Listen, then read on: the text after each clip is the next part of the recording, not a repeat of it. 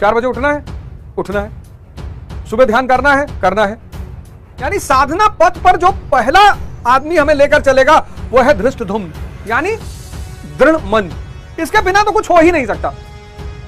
इसीलिए तो आज 98% लोग कमजोर हैं, रो रहे हैं, परेशान हैं। लेकिन सवाल अब ये उठा कि ये मन में दृढ़ता आएगी कैसे, कि इस दृढ़ मन को कैसे पाया जाए, या दृढ़ मन का विकास कैसे किया जाए। अब यहीं पर एक शब्द मैं आपको बताऊंगा,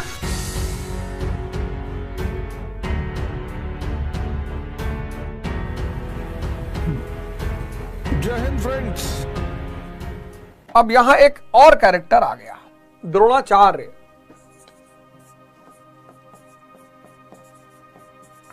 द्रोणाचार्य गुरु महाराज कहते हैं द्वैत का आचरण, कहते हैं यही पहला गुरु है, द्वैत का आचरण।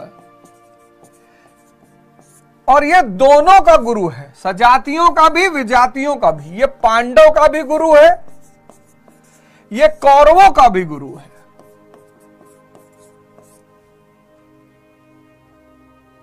द्रोणाचार्य द्वैत का आचरण।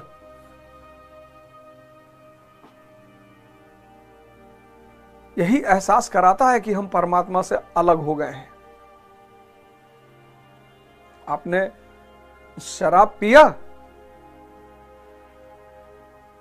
देखो द्वंद पकड़ लेता है तुरंत, पिए कि ना पिए, गलत बात है, नहीं पीना चाहिए। हर वो चीज जो आपके हित में नहीं है वो द्वंद पैदा करेगी।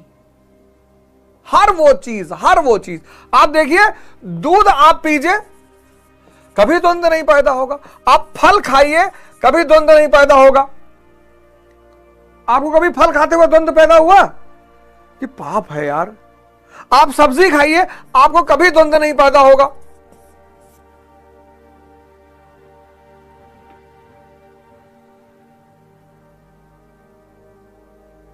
जहां द्वंद पैदा हो गया, द्वैत, वो एहसास करा रहा है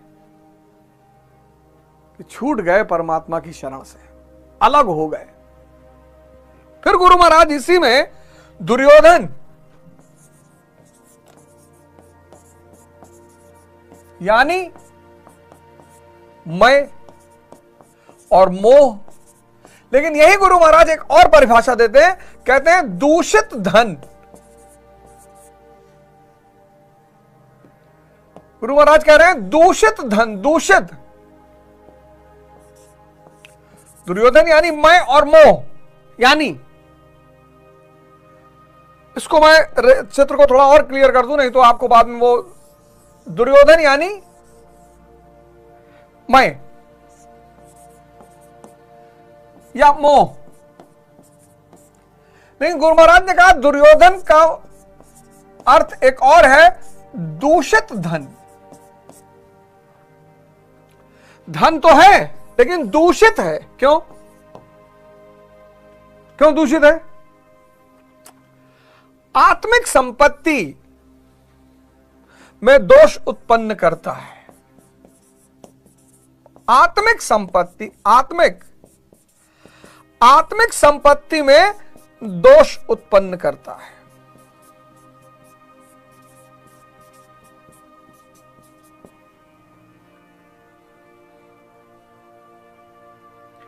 भटकाता है आपको। पत्नी से बांध देगा। अब किसी से बंधोगे तो आत्मा से तो छूटोगे ही ना। मकान से बांध देगा, तो ये सब चीजों से जब बंधोगे, इसीलिए गुरु महाराज ने एक और बात कही, कहा प्रकृति की ओर खींचता है। प्रकृति की ओर, प्रकृति की ओर खींचता है, यानी बाहर की ओर खींचता है। और जो भी चीज आपको बाहर की तरफ खींच रही है, पत्नी, पति, घर, संपत्ति,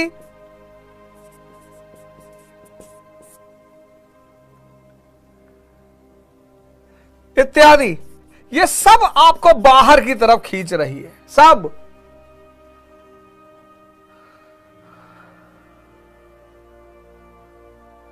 कितना अच्छा लगता है कि हम अपने पिता से जुड़े हुए हैं, मां से जुड़े हुए हैं और इन सबको प्रेम करते हैं।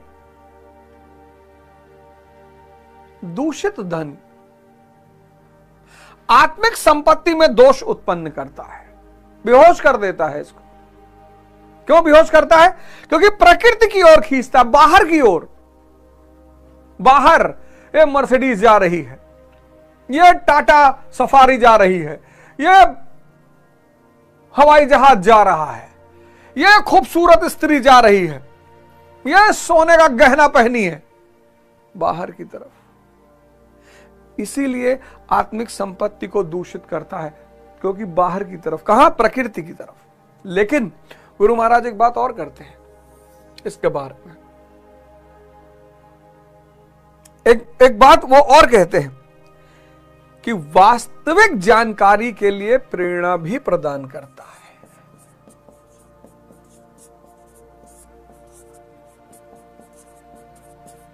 जानकारी के लिए प्रेरणा भी प्रदान करता है।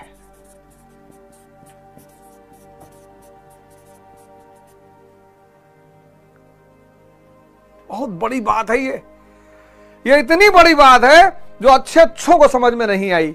सब गुरु महाराज की कृपा है, सब गुरु महाराज। जा पर कृपा राम कह होई, ता पर कृपा करे सब कोई। गुरु गोविंद दो खड़े काके लागू पाए, और बलिहारी गुरु आपने गोविंद देव बताए। दूषित धन है, दूषित धन है। हीरे को पत्थर नहीं बताता। जब तक अज्ञानता का शिकार है तब तक हीरे को पत्थर नहीं कहता, कहता पत्थर। कबीर का बेटा हुआ कमाल। कबीर ने उससे कहा कि भैया तुम अलग रहा करो। कोई कबीर के पास सोना चांदी लेकर आए तो कबीर उससे कहे ले जाओ, मिट्टी काहे लाए हो। कमाल का अप्रोच। दूसरा था वो कहे जब लाए ही हो तो रख दो। एक तो लाने का बोझ सहे, ऊपर से ले जाने का बोझ सहोगे तो रख लो, तब यहीं रख दो जाओ। कबीर को लगा यार ये तो उल्टा गेम खेल रहा है। हम कहते हैं ले जाओ, ये कहता रख दो। तो उन्होंने कमाल से कहा कि भैया तुम बगल में अपनी अलग व्यवस्था बना लो, हमारा तुम्हारा अप्रोच अलग अलग है, हमारा तुम्हारा व्यवहार अलग अलग है। कमाल ने दूसरी तरफ कुटिया बना ली। एक सेठ जी आए तो कबीर दास से कहे कि वो आपका बेटा नहीं दिखाई पड़ रहा है। कहीं नहीं यार, थोड़ा सा हमारे दोनों के अप्रोच में फर्क था, तो हम उससे कहे कि भैया तुम अलग हो जाओ। कहे अच्छा, तो गए मिलने।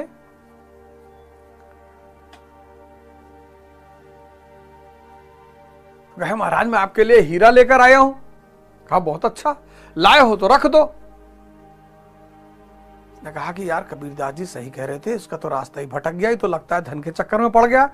कहे अरे, तो कहे कि महाराज आप रख लो। कहा मेरे के पास जब लाए हो हीरा कहीं भी रख दो। अरे वहीं झोपड़ी में फंसा दो, ले आके फंसा दिए। तो सेठ जी को लगा कि बताओ संत होके हीरा रखवा लिया हमसे, और पक्का बेच बाज के खूब मस्ती करेगा ये। तो 15-20 दिन बाद आए सेठ जी कि देखें बेच उच के सामान वामान लाया। तो आए, कहे महाराज हम 20 दिन पहले आपको कुछ दे गए थे। कहे हाँ वो एक पत्थर दे गए थे तुम। हाँ, तो बोले महाराज कहाँ है? बोले हमको क्या पता कहाँ है।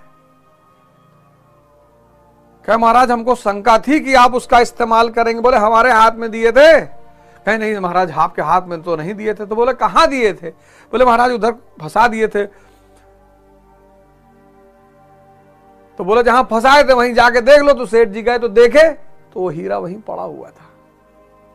तो सेठ जी आए तो माफी मांगे। जब तक मैं है, जब तक मोह है, तब तक वो धन है। हर चीज को कीमती दिखाएगा। इसीलिए दुर्योधन यानी दूषित धन एक तो आत्मिक संपत्ति का विनाश कर देगा। क्यों विनाश करेगा? आपको बाहर लेके भागेगा।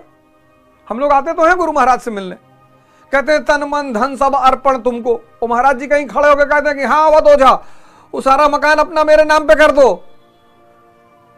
तो दोबारा नहीं जाएंगे अवध ओझा। आत्मिक संपत्ति को दूषित करता है, मोह करता है। क्यों? क्योंकि प्रकृति की तरफ भागता है। लेकिन इसका एक पॉजिटिव पहलू यह है कि वास्तविक जानकारी के लिए प्रेरणा भी प्रदान करता है।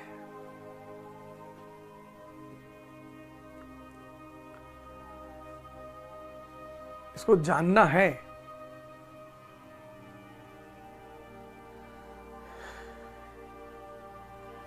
इसको आत्मा के संबंध में जानने की जिज्ञासा है, बस ललक है।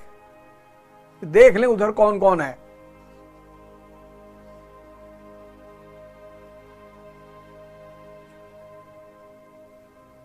तो द्रोणाचार्य द्वैत आचरण दोनों का गुरु है। दूध पीने के लिए मना नहीं करेगा, फल खाने के लिए मना नहीं करेगा, सब्जी खाने के लिए मना नहीं करेगा, लेकिन शराब पिएगा व्यक्ति तो पी लेगा। कहेगा अरे राजा महाराजा पीते हैं और जूलियस सीजर भी पीता था और ये यूरोप में तो सभी लोग पीते हैं, वहां कौन सा जो है मार विनाश हुआ जा रहा है। द्वंद्व, द्वैत।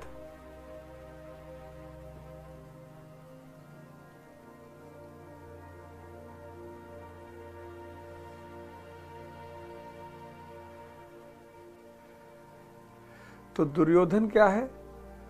दूषित धन है।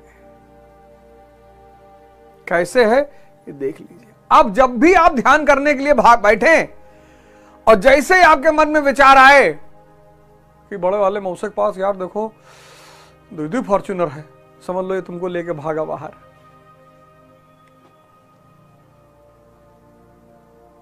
जैसे तुम जब बाहर भागोगे तो अंदर वाले से मुलाकात कैसे होगी?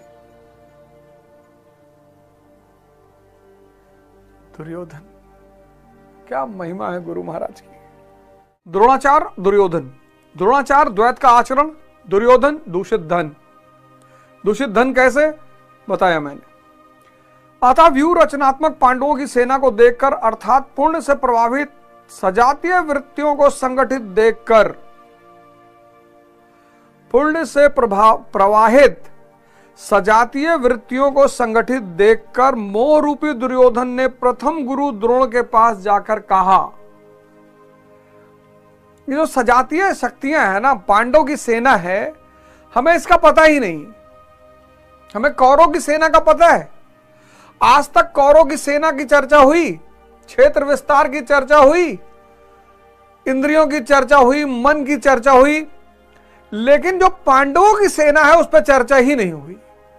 अब पांडवों की सेना, तीसरा श्लोक, पश्यतम पांडुपुत्राणामाचार्य महती चमूमम व्यूढ़म द्रुपद पुत्रेण तव शिष्येण धीमता।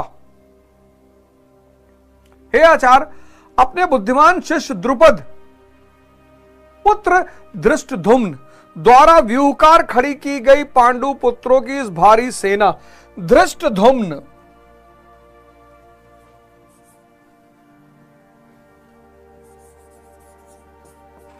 धृष्ट धुम्न, यह है पांडवों का व्यूहकार।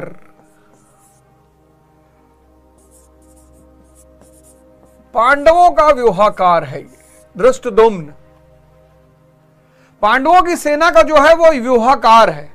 कौन है धृष्टद्युम्न? शाश्वत अचल पद में आस्था रखने वाला दृढ़ मन।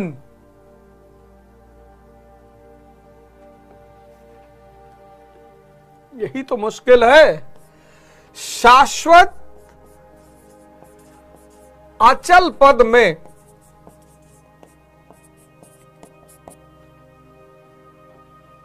विश्वास रखने वाला दृढ़ मन।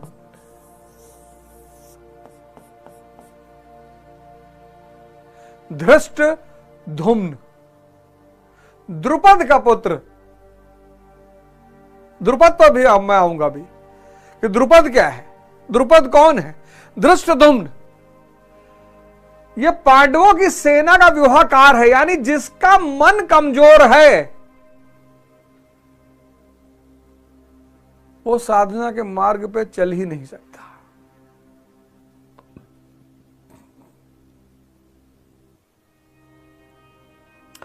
चल ही नहीं पाएगा। इसीलिए तो आज 98% लोग कमजोर हैं, रो रहे हैं, परेशान हैं। यानी साधना पथ पर जो पहला आदमी हमें लेकर चलेगा वो है धृष्टद्युम्न, यानी दृढ़ मन। 4 बजे उठना है, उठना है। सुबह ध्यान करना है, करना है। यही दृढ़ मन पहला सेनापति है पांडवों की सेना का, धृष्टद्युम्न। यही व्यूहाकार है। इसके बिना तो कुछ हो ही नहीं सकता।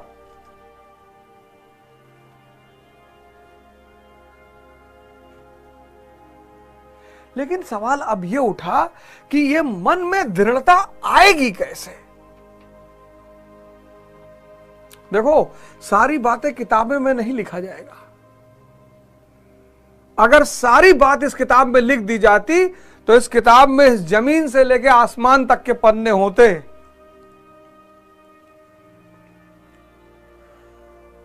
तो गुरु महाराज ने कहा कि तुमको आंखें दे दी, पढ़ लो, और अगर बुद्धि है तो लगा लो। अब दृढ़ मन जो है वो व्यूहाकार है पांडवों की सेना का, और दृढ़ मन पाना असंभव है नहीं सबके पास। तो सवाल यह उठा कि इस दृढ़ मन को कैसे पाया जाए, या दृढ़ मन का विकास कैसे किया जाए। इसके बिना तो कुछ संभव ही नहीं। तो दृढ़ मन का विकास कैसे किया जाए? अब यहीं पर एक शब्द मैं आपको बताऊंगा, तपस्या। किससे बना है? तप से। तप यानी हीट। अब ये तांबे का ग्लास,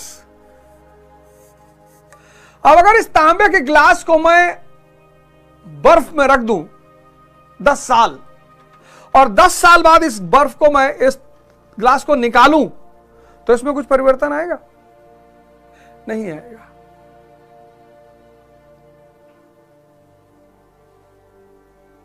तो अगर इस तांबे के ग्लास में हमें परिवर्तन करना है तो क्या करना पड़ेगा? इसको हीट देनी पड़ेगी, ताप देना पड़ेगा। ताप, ताप से शब्द आया तप। बदलने के लिए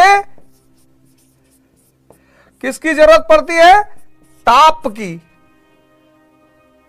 और ताप से पैदा हुआ तपस्या। तो पता कर लो कि मेल्टिंग पॉइंट तांबे का कितना है।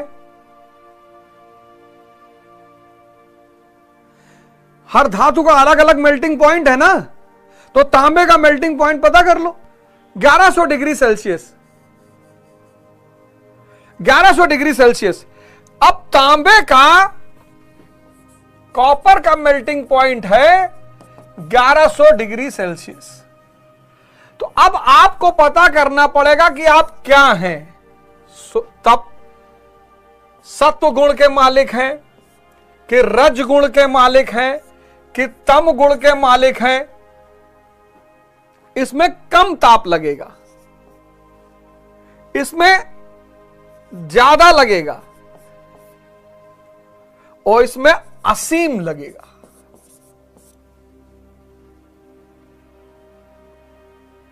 तो जब सुबह 4 बजे नींद खुलेगी ना, और आप सात्विक गुण के मालिक हैं, तो आप उठ जाएंगे। रज गुण के मालिक हैं, थोड़ा रोना गाना पड़ेगा लेकिन उठ जाएंगे। तमो वाला तो उठवा नहीं करेगा। मारो पीटो, एक बाल्टी पानी डालो,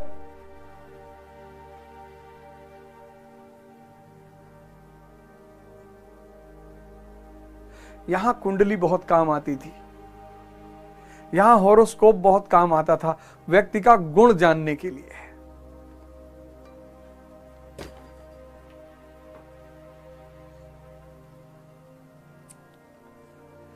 तो दृढ़ मन को पैदा करने के लिए क्या करना पड़ेगा? खुद को ताप देना पड़ेगा। और यहीं से शुरू हो जाएगी तपस्या। टेम्परेचर, तपस्या का मतलब ये थोड़ी जंगल भाग गए, वो तो भगोड़ापन है, एस्केपिज्म है। तपस्या मतलब अपना गुण पहले पकड़ना है। इसलिए जो लोग तपस्या साधना के मार्ग पर चलते हैं उनसे तमोगुण का भोजन छीन लिया जाता है। कहते हैं गोश्त मत खाओ, मांस मत खाओ, मदिरा मत पियो, सब तमोगुण की चीजें हैं। और तुम्हें धृष्ट धुम्न बनना है, दृढ़ मन वाला बनना है। और जब शराब पी लोगे तो मन तो सातवें आसमान में उड़ रहा है, उससे कहां ध्यान कर पाओगे। इसीलिए सारे धर्मों ने शराब पर प्रतिबंध लगाया।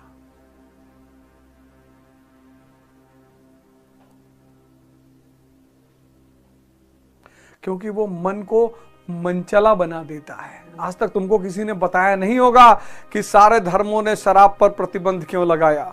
आज सुन लो, क्योंकि शराब मन को मनचला बना देता है। और साधना करने के लिए क्या चाहिए? धृष्ट धुम्न, दृढ़ मन। दृढ़ मन के लिए क्या करना होगा?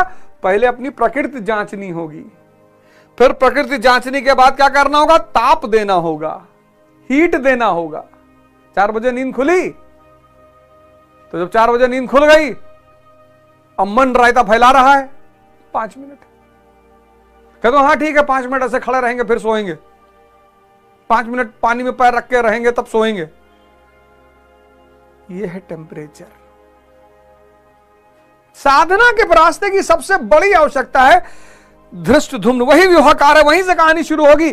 तो व्यूहकार कौन है? पांडवों का धृष्ट धुम्न, यानी दृढ़ मन। यही पुण्यमयी प्रवृत्तियों का नायक है, यहीं से कहानी शुरू होती है। साधन कठिन न मन कहूं टेका, रामचरितमानस में कहा गया है कि साधन कठिन नहीं, मन की दृढ़ता होना कठिन है। अब देखें पांडवों की सेना का विस्तार। धृष्टधुम्न समझ में आया? सोचो कितनी, क्या गुरु महाराज ने अमृत दे दिया लोगों को कि जाओ ऐश करो, पढ़ो, तुम सब भगवान बन जाओ। इतनी सरल व्याख्या।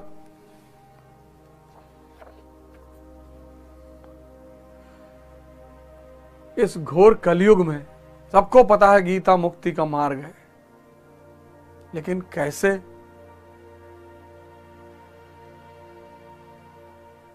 ये भारत आज जिस दौर से गुजर रहा है, भारत में कोई गरीब है? कोई गरीब नहीं है। ज्ञान मार्गी गरीब ही नहीं हो सकता। जो चेतना पे जी रहा है ज्ञान मार्गी है। गुरु महाराज के यहां लोग आते हैं, क्या क्या दान करके चले जाते हैं। गुरु महाराज कुछ रखते हैं अपने पास? सब बांट देते हैं। क्यों? क्योंकि परम धन है उनके पास, ज्ञान।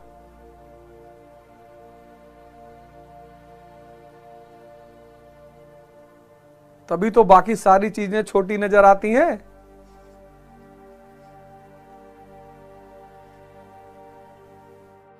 तो धृष्ट धुम्न, दृढ़ मन, वही नायक है पांडवों की सेना का। और आज सबसे बड़ी कमी किसकी है? मन की दृढ़ता की। सब परेशान है, सब परेशान है। मोटिवेशनल स्पीकर आपको बदल पाएगा? वो तो कुछ समय के लिए। मोटिवेशन भी एक नशा है, 4 घंटे का, 2 घंटे का, 1.5 घंटे का, 2.5 घंटे का। आप बदलिए ना अंदर से। छत्रपति शिवाजी महाराज मोटिवेशन सुनते थे, राणा प्रताप मोटिवेशन सुनते थे, अशोक मोटिवेशन सुनता था, अकबर मोटिवेशन सुनता था।